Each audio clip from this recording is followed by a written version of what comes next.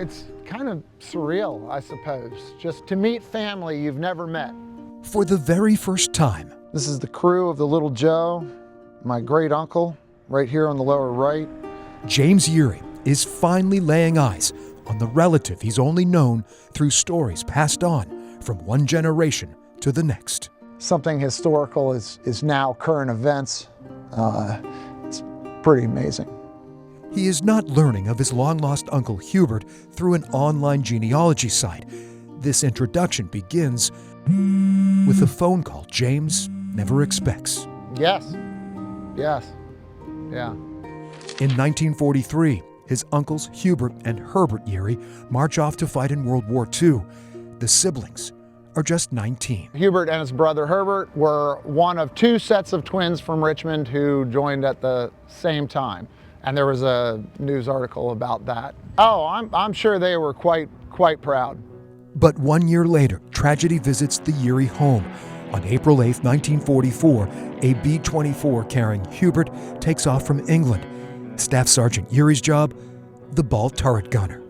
Well, on the belly, the underside of the plane, basically a big plexiglass bubble with two .50 caliber machine guns sticking out of it. You know, that had to be incredibly frightening place to be. During Hubert's sixth mission in the skies above a target in Brunswick, Germany, they were met with 50 to 60 fighter planes coming at them and large number of casualties. the Little Joe is shot down. No survivors. All 10 men perished. Following the war, the military hunts for the downed bomber with no luck.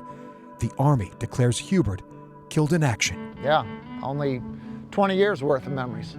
The fateful ending of the plane and her crew is actually the beginning of our tale with James. Very young, very young. Staff Sergeant Urey is remembered at Netherlands American Cemetery, the final resting place of 8,288 soldiers. Hubert's name engraved on the walls of the missing, along with 1,721 others. It has to be a huge void to not be able to bury your son and to just know they're somewhere out in the world missing.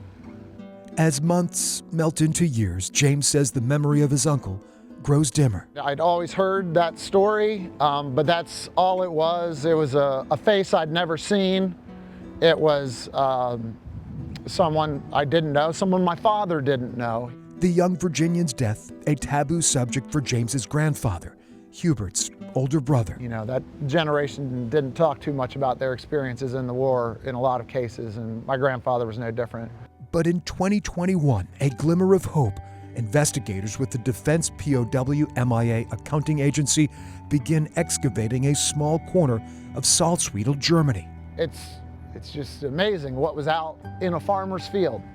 For 2 straight years, archaeologists pull propellers, machine guns, and bones from a crash site. That has to be a lot of human hands on small tools to unearth the past. Using dental records and family DNA, Staff Sergeant Urey's remains are finally identified on June 20th, 2024. I think it's great.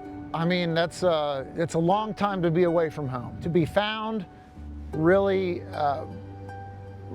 means a lot.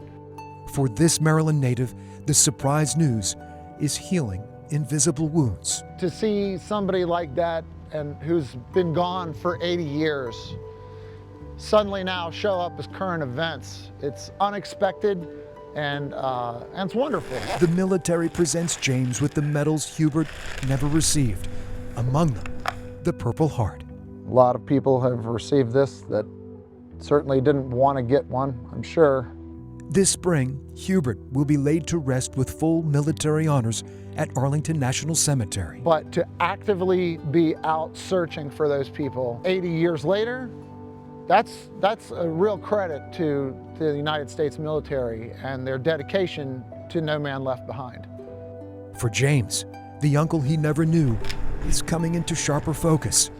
A stranger, no more. To be related to that is quite an honor, really.